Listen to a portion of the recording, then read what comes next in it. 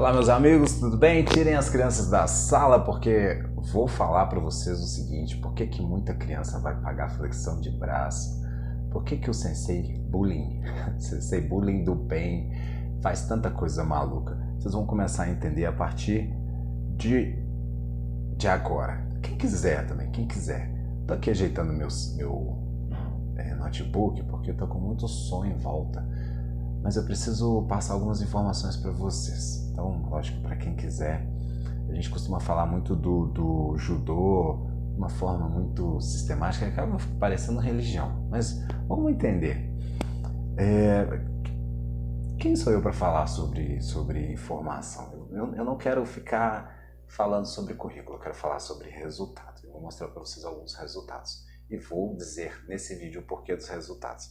Então, se atentem um pouquinho, eu vou falar um pouquinho de teoria. Vou começar aqui falando sobre os três cérebros que nós temos. Cérebro reptiliano, que também é conhecido como cérebro basal ou tronco cerebral. MacLean, pesquisador, ele chama de R-complex.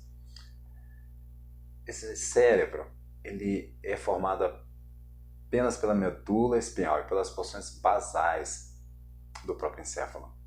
Esse nível de organização cerebral ele é caracterizado pelo instinto de sobrevivência, gente. Então, promovendo reflexos e síntese, trabalhando de forma instintiva.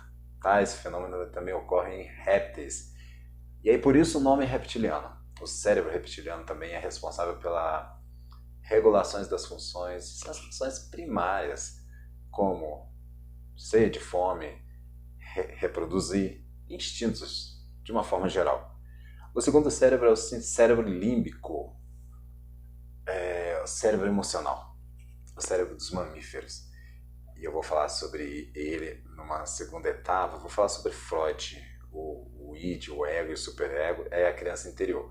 Então vamos lá, o cérebro límbico é o cérebro dos mamíferos inferiores. É chamado assim, o segundo nível de funcionamento do sistema nervoso que, além de componentes do cérebro reptiliano, ele contém os núcleos da base do telecéfalo, responsável pela motricidade, grosseira, postura, equilíbrio, coisa que a gente precisa no judô. Tem o diacéfalo, que é constituído pelo tálamo, hipotálamo, epitálamo, hipocampo, que é a memória, né? Para-hipocampo. O sistema límbico, de uma forma geral, ele é responsável por controlar o comportamento emocional dos indivíduos. E por isso o nome é cérebro emocional. Os mamíferos tinham que cuidar dos seus filhos por mais tempo, né? E viver em grupo, né? Então a gente tem aí o primata que vive igual o pombo, né? O pombo tem a vida melhor que a sua. O pombo, ele faz as necessidades a hora que quer, ele não está preocupado com a roupa que veste, ele viu a pombinha, vai lá e quer reproduzir, voa a hora que quer, acorda a hora que quer e vai, come de graça, né? Não precisa fazer Enem, não precisa se preocupar com essas coisas. Bom, mas aí você vem a era da caça, a era que você tem ali você estava preocupado apenas com você, a sua família, a sua sobrevivência, e aí nós somos seres de grupo, né? A gente começa a plantar e colher, então eu não posso mais fazer sexo ali com a moça que está do lado. Falar sobre o neocórtex, que é o cérebro racional. Aí ele vai surgindo, porque ele é composto pelo córtex telecefálico, que por sua vez ele é dividido em lóbulos ou regiões. Se eu não me engano, é o lóbulo frontal, que é responsável pela elaboração do pensamento, programação e necessidades individuais. O lóbulo parietal, que é responsável por sensações, dor, tato, gustação, temperatura, pressão, e o lóbulo temporal, que é relacionado com sentido, de audição. Esse lóbulo ele possibilita reconhecimento dos tons específicos, intensidade do som. Essa área também exerce um papel processamento da memória emocional. O lóbulo occipital, responsável pelas informações visuais, e o límbico, que envolve diretamente os aspectos processamento da memória, comportamento emocional e sexual. Bom, vai entendendo que a gente foi evoluindo, por isso que fala de 3 cérebros. Esse último, o emocional, ele nos difere dos demais animais. De acordo com MacLean, é por meio do neocórtex que o homem consegue desenvolver o pensamento abstrato e tem capacidade de gerar invenções. Os pesquisadores chamam o cérebro racional, os pesquisadores chamam de cérebro dos mamíferos superiores. A gente consegue aprender mais rápido, adaptar mais rápido, tá? Então, dito isso, eu preciso colocar aí algumas estratégias, né? O neocórtex, ele consegue pensar nas consequências, e só que eles trabalham juntos. É assim, um cérebro fala da necessidade, o outro cérebro ele gera emoções e o outro cérebro ele pensa como que vai fazer, né? Vamos entender Freud. Quem é Freud? Freud foi um pesquisador, pai da psicanálise. Freud fala sobre id. Se eu fosse só meu id, eu saía daqui agora e ia comer sorvete, tomar sorvete. O id pensa só em si mesmo, tá? São os 3 pensamentos da psicanálise. O id quer ganho, quer se dar bem, é o bicho-homem que mora aí dentro de você. Então, pensa na festinha, vou comer pra caramba, quero que todo mundo veja bonito, vou sair pegando a galera. Isso aí é o id do Freud, é o seu cérebro primitivo. Mas a gente entende que não dá pra ser id, dá pra ficar fazendo só o que você quer. Principalmente porque a gente não é um pombo, né? Então, a gente tem aí o superego, que é a terceira opção. Você não pode sair ficando com a pessoa no primeiro encontro, você tem que trabalhar, você tem que...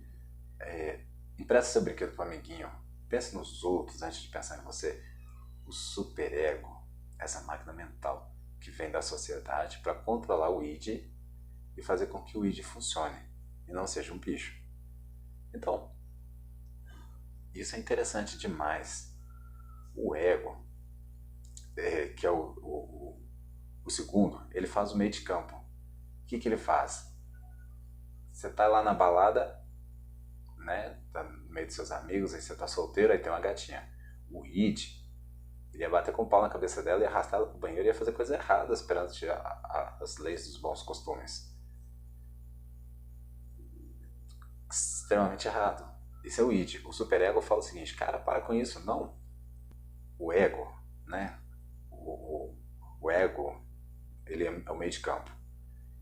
Ele sabe que o superego é racional e ele vai trabalhar ali, ó. Cara, paga uma bebida para ela, seja engraçado, vista-se bem.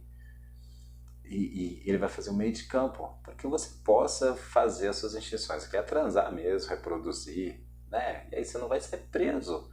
Então o ego, ele faz esse meio de campo, tá? Faz você raciocinar, né? Pô, aí o id vai, tranquiliza, né? O ego faz esse acordo. Beleza? Tranquilo, tá aí? Então o que isso tem a ver? Bom, vamos lá. Tem um terceiro ponto, que é a criança interior. Então, quando o menino ele vai para aula de judô, vamos falar do adolescente. Quando o adolescente ele vai para a aula de esporte, vamos falar só do judô não. Quando o adolescente vai para a aula de esporte, o que ele está buscando? Quando ele é criança, ele está indo por conta dos pais. Agora, quando ele é adolescente, ele está buscando a própria identidade. O menino está cheio de hormônio. O menino quer mesmo entender o mundo, e se ele não tiver aquele controle que ele aprendeu na infância, ele vai sair fazendo muita merda. A gente tem 2 formas de aprendizado, que é por repetição. 2 formas de aprendizado assim, que vai gerar hábito, que vai perpetuar. O esporte ele trabalha muito com a repetição, né? Principalmente porque você tem disciplina. O judô ele trabalha muito a repetição. Mas tem um forte impacto emocional, que é, se você tiver tomar um susto com alguma coisa e enfiar o dedo na tomada, vai mexer com o seu instinto de sobrevivência. Então você não vai mais querer enfiar o dedo na tomada. Então o choque, né? O choque nas emoções, vai te dar uma memória de longo prazo, tá? O seu sistema reticular ascendente é um sistema que ele vai, por exemplo, eu quero tirar a carteira. Quero tirar a carteira de motorista, então eu vou começar a trabalhar, estudar sobre carteira e de repente eu estou andando na rua e eu vi uma placa. Eu sempre passei ali, só que eu nunca tinha percebido aquela placa. Agora, a partir de então, eu começo a ver. Então, esse sistema reticular ascendente, ele vai filtrar todas as informações e vai colocar para você aquilo que é preciso. Mas, para isso, eu preciso entender como funciona tudo isso, todo esse id, ego, superego, cérebro, primitivo e a evolução. Por quê? Porque eu vou colocar no menino as necessidades e as importâncias. O menino, às vezes, ele vai para o judô, não é por causa do sensei, não é por causa dos conhecimentos, por causa da filosofia que é bonita. Não. O superego, né, o cérebro evoluído, né, seja como for, ele não é mais forte do que o id, do que o primitivo. Cara, se você está usando muito o superego, se você está se controlando demais, provavelmente você está tomando Rivotril, você está viciado em série, você está viciado em açúcar, você está usando drogas, porque você está querendo colocar para fora as suas necessidades. É normal, é natural, então precisa haver um controle. Quando eu falo para o menino, quando eu grito com o menino, quando eu faço careta, quando até visto uma camisa colorida, né? Às vezes eu coloco uma camisa amarela, uma camisa vermelha, eu estou provocando o instinto dos alunos. Mas se você estudar só filosofia do esporte, do judô, você não vai entender isso. O aluno, vou contar uma história para vocês rápida aqui. Eu enchi uma academia colocando uma menina bonita. Eu coloquei uma menina bonita, apareceu 3 meninos. O que os meninos queriam? O id vai falar, eles querem transar com ela. O ego vai falar assim, eles querem conhecer ela, fazer parte de um grupo. O superego vai falar assim, eles querem conhecimento e tal. Eles querem isso tudo, mas eles foram lá por causa dela. Então eu dei essa bolsa pra menina, bolsa, né, na academia, e falei pra ela, você vai só publicar pra mim. A gente tira foto de você treinando e você publica. A academia encheu rapidamente, ela é linda, a menina despojada, alegre, e ela trouxe os garotos e quando viram as postagens veio outras meninas. Então pensa que não, eu tava com uma turma cheia de adolescente. Para de ficar achando que o judô é igual uma religião. A religião ela veio para controlar o id, tá? Não matar, não roubar, fazer o controle do homem animal. Entenda isso. Entenda isso e aí você vai entender por que eu coloco um cheirinho na aula, por que eu quero que o dojo esteja limpo e cheiroso. Cheiroso! Porque isso atrai, isso mexe com os instintos, né? Infância. E quando eu falo da criança interior, eu falo em colocar diversão na coisa. Até adulto gosta de divertir. Põe uma turma de adultos para brincar e você vai ver que vai mexer com algo lá enraizado na infância do aluno. Então pensa muito sobre isso, porque através dessas informações eu tenho muitas metodologias. Quando eu falo para o menino pagar a flexão de braço, quando ele disser que não consegue, eu estou falando para o menino se policiar, criar o hábito de ter uma linguagem, porque olha só, comportamento. Pensamento gera emoção, e emoção gera ação. Se eu controlo o meu pensamento, eu vou logo ter um controle da minha emoção e das reações, dos resultados. Se a gente tem meninos aí que estão dando problema, a gente precisa de estratégias, não vai ser com o superego que eu vou conseguir controlar aquele garoto. Eu preciso trabalhar o id dele, eu preciso colocar o ego para funcionar. Se quiser mais informações, depois a gente conversa sobre isso. Mas é isso, né? O judô ele tem conhecimentos importantes filosóficos, mas há muitos conhecimentos além desses. Então, Como que eu pego um aluno, como é que eu gero interesse num adolescente para que ele possa ir fazer o judô? Deixa eu falar que a criança de 9 anos em diante, ela quer ter a própria turma dela, tá? Então vamos colocar aí. Eu já trabalhei com adolescente, eu já peguei adolescente viciado em droga, e coloquei ele lá no auge, no topo do pódio, no primeiro lugar do pódio. Como? Trabalhando o instinto dele, trabalhando querer ser fodão, trabalhando o querer estar, pô, a vaidade, né?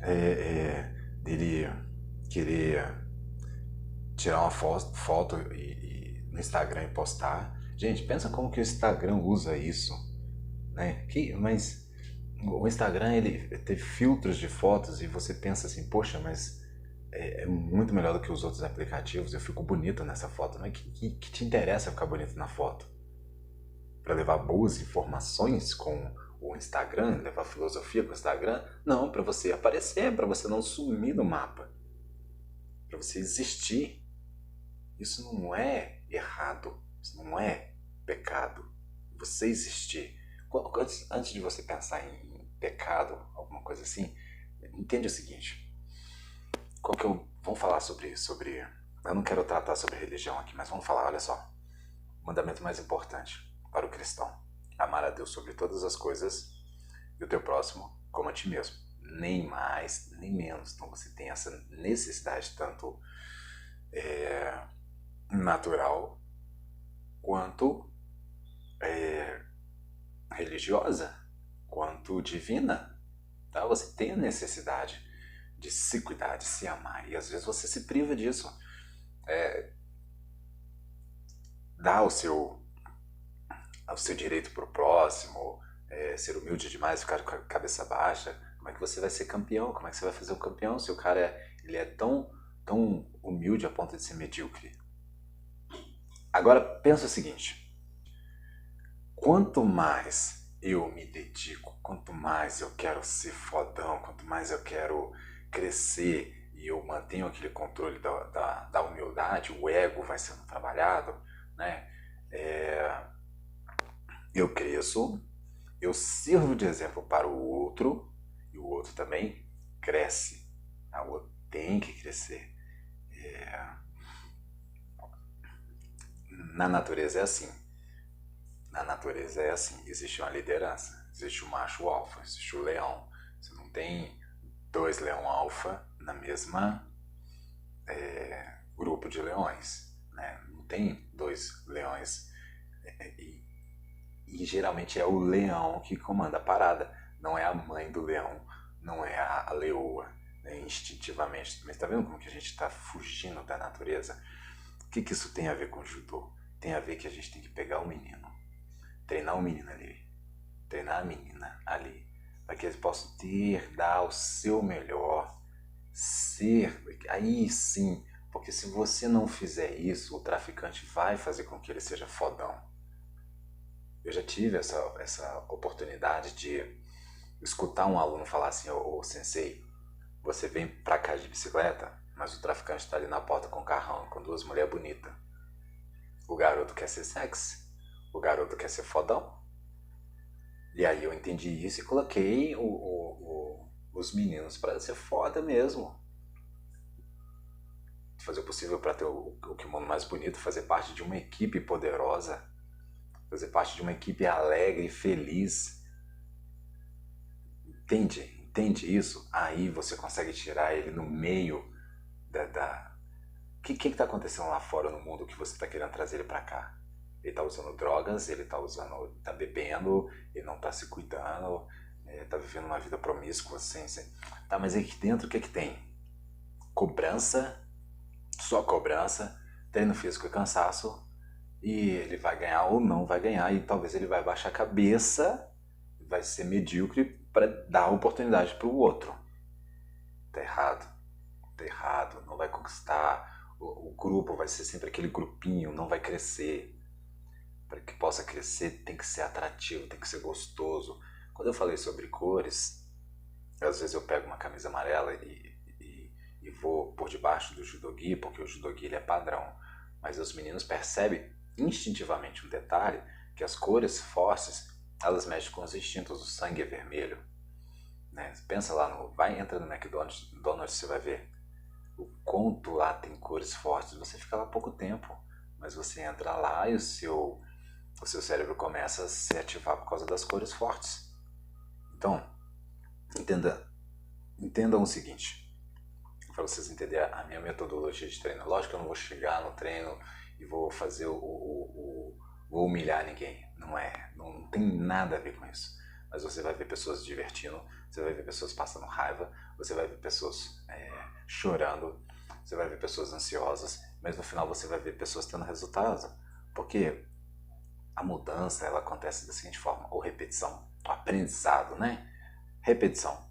Então, matemática, você faz contas e vai repetindo, vai repetindo, vai repetindo, ou forte impacto emocional. Não falei sobre isso? Criança enfia o dedo na tomada, ela vai aprender que não pode mais enfiar o dedo na tomada. A gente vai querer repetir e falar com a criança, é melhor do que ela ter a curiosidade de enfiar o dedo na tomada, mas se ela não vê alguém tomando choque, ela simplesmente vai obedecer por repetição e vai tendo dentro dela porque eu nunca tomei choque, não sei, ela simplesmente vai ter medo, simplesmente vai estar presa. Agora, se ela viu o que aconteceu com alguém, se ela viu um vídeo, alguma coisa assim, ela entende, opa, não quero que isso aconteça comigo. Entende isso? Então, quando o garoto vem pro dojo, a gente precisa dar para ele experiências, tá? E eu digo mais, deixa o menino jogar futebol, deixa o menino jogar vôlei, deixa o menino brincar na escola de queimada, brincar na rua, tá?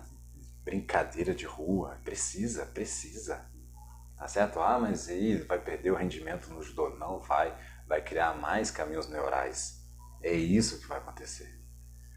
Então, você vai ver eu colocando cheirinho no tatame, cheirinho que remete à infância. Você vai ver eu trabalhando com a criança e com o adolescente e falando coisas para que eles possam rir. E o que é o cômico? Pesquisa o que é o cômico, que eu não vou falar aqui para não gerar polêmica. O que é o engraçado, o que é o cômico? Pesquisa no Google, no dicionário, o que é cômico. E aí você vai entender que nada do que eu falo é por acaso. Você vai entender. Eu tenho... deixa eu colocar isso que está atrapalhando em vez de ajudar. Eu tenho TDAH, gente. Então, quanto menos eu focar nas coisas externas, melhor, tá? Eu tô ouvindo a música aqui, escutando o vizinho, eu distraio. Mas olha só. Eu já até perdi o foco. O menino vai pro judô. Eu vou trabalhar. Os meninos nunca sabem o que vai acontecer. Isso que eu ia dizer. Eu tenho conhecimento sobre a linguagem corporal. Então, quando o aluno, o adolescente está fechado, quando o adolescente está interessado, quando o adolescente está interessado em outra coisa, ele está ali, mas está olhando para a menina. Quando ele está triste por causa de uma coisa de casa, eu tenho esse conhecimento e aí eu consigo mudar toda a aula. Tá no dia da competição, eu preciso passar um conteúdo para o menino, mas eu sei que aquele menino está depressivo, eu ponho uma brincadeira, ele vai ter muito mais memória sobre isso do que se eu passar uma aula de forma técnica. Precisa ser muito mais assertivo, precisa ser muito mais estrategista para que você... Olha, uma aula eficiente não é aquela aula, uma aula boa, não é aquela aula que o aluno sai falando assim, nossa, como o meu sensei é bom. É aquela aula que o aluno fala assim, nossa, eu aprendi, eu sou demais, eu tô muito foda. E essa é uma aula gostosa, boa. É uma aula que você vai trabalhar a audição, a visão, o tato, o olfato e quiçá o paladar. Até o paladar. Tem como? Tem. Não vou falar aqui, não vou estender. Mas o ser humano, ele é corpo. Precisa trabalhar o físico, precisa cansar, precisa descansar, precisa se alimentar. Ele é mente, ele precisa raciocinar. Ele é coração, ele precisa socializar. E ele é espírito, ele precisa da moral e da ética, do controle. Sem isso aí a aula é falha. A aula é falha. É mais uma aula comum. E não vou transformar as minhas aulas em uma aula comum. Eu preciso ir além do aprendizado, eu preciso humanizar. Bom, não vou render mais sobre esse assunto, é algo que eu tentei falar de forma muito resumida, né, sobre o id e o ego, sobre os 3 cérebros, né, sobre essa necessidade de cores, essa necessidade de sons. Quando eu colocar música no dojo, não se assuste. Quando vocês vão ver que os meninos vão subir o conhecimento deles de uma forma exponencial. Mas para isso eu preciso que aquele que não entende o que está com o processo, que tenha diálogo, que venha entender o porquê, sim. A maior das ferramentas que nós temos é compreender primeiro. Isso chama-se humildade, para depois fazer ser compreendido.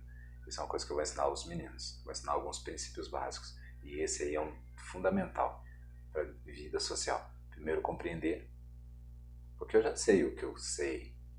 Eu já tenho as minhas lógicas, convicções, os meus argumentos, mas quando eu começo a entender o outro, eu consigo comunicar com o outro e chegar numa uma alternativa muito melhor do que a que ele propôs e que eu propus. Uma terceira via. Um abraço, então. Espero que tenha sido produtivo esse papo.